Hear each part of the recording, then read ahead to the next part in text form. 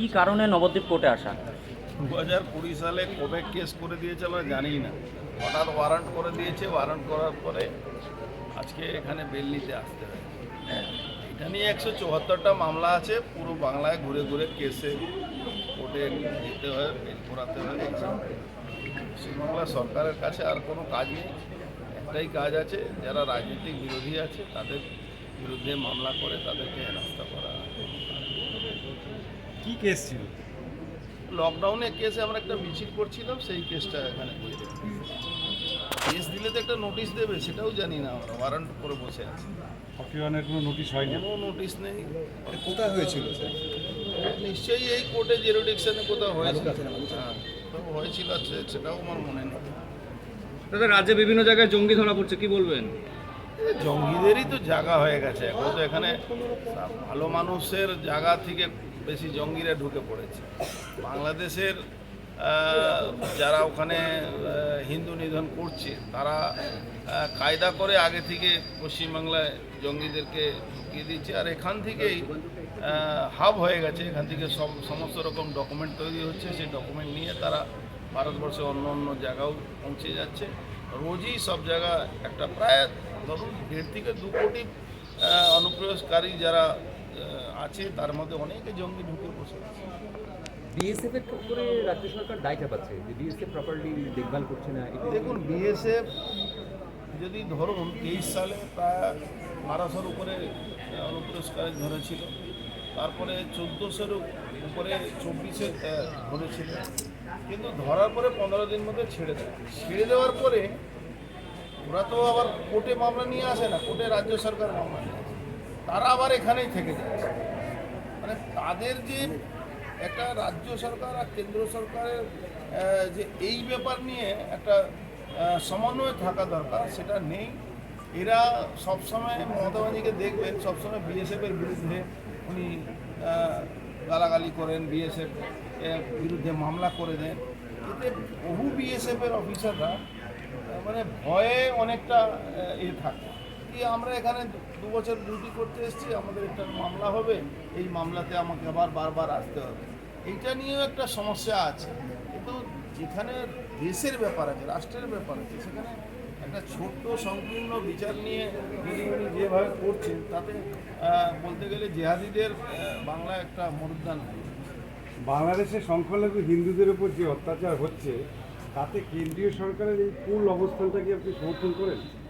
না, আপনি হয়তো বুঝতে পারছেন কি এটা কুল অবস্থা আছে, কিন্তু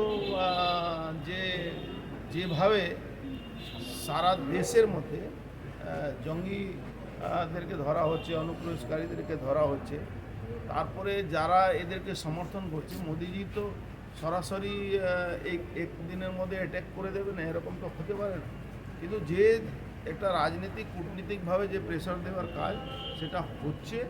আর আগামী দিনও আমরা আশা করব, আমরা সবাই যারা পশ্চিমবাংলা বসবাস করি, যারা ভারতবর্ষে বসবাস করি, যারা হিন্দু সনাতনী হিন্দুদের উপরে যে অত্যাচার করছে বাংলাদেশের সরকার, ইউনিট সরকার, যাতে সঠিক তার জবাব দেওয়া যেতে পারে, তার ব্যবস্থা নিশ্চিতভাবে মোদিজি করবেন, এটা আমাদের দৃঢ় বিশ্বাস। ডোনাল্ড ট্রাম্পের রাজ্যাভিষেক হওয়ার পর কি অবস্থার পরিবর্তন হতে পারে? আমি ঠিক এটা মনে করি না যে ডোনাল্ড ট্রাম্প আসলেই সব ঠিক করে দেবে, না আসলে ঠিক করবেন না। ওনার রাজ্যাভিষেক হবে, সেটা একটা আলাদা জিনিস, কিন্তু একটা দেশের উপরে যে কোনোভাবে কোনো অ্যাকশান নিতে গেলে আপনাকে আশেপাশে যে বড় বড় দেশগুলো আছে তাদেরকে সঙ্গে নিয়েই কাজ করতে হবে।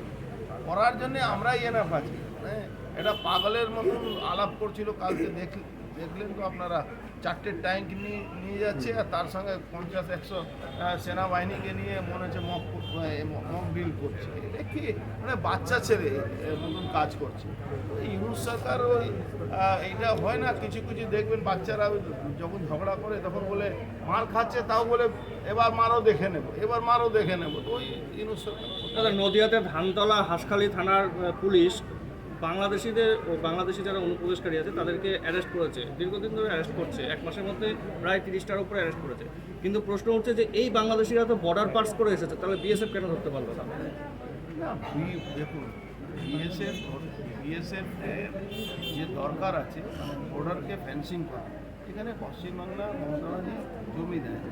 এবার এই নানা রকম কথা উনি বলেন করেন না, বিএসএফের নামে সবসময় একটা অদ্ভুতভাবে একটা রাজ্যর যে একজন মুখ্যমন্ত্রী একটা সেন্ট্রাল ফোর্সের এগেনস্টে এইভাবে বলেন, এটা পৃথিবীতে কোথাও আপনি দেখতে পান।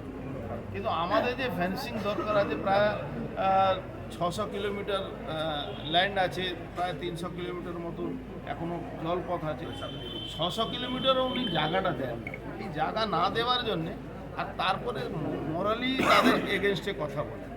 তার এইটাতে যারা যে পক্ষকে উনি সাপোর্ট করছেন, যে জেহাদি সংগঠনগুলোকে সাপোর্ট করছেন, সব জায়গায় ওই মাদ্রাসা খুলে দিচ্ছে, যাদের কোনো তথ্য নেই তারা মাদ্রাসা খুলে বসে আছে, সেখানে জঙ্গি কার্যকলাপ করছে, সেটাকে উনি বাধা দেওয়া তো দূরের কথা, তাকে সাপোর্ট করছে।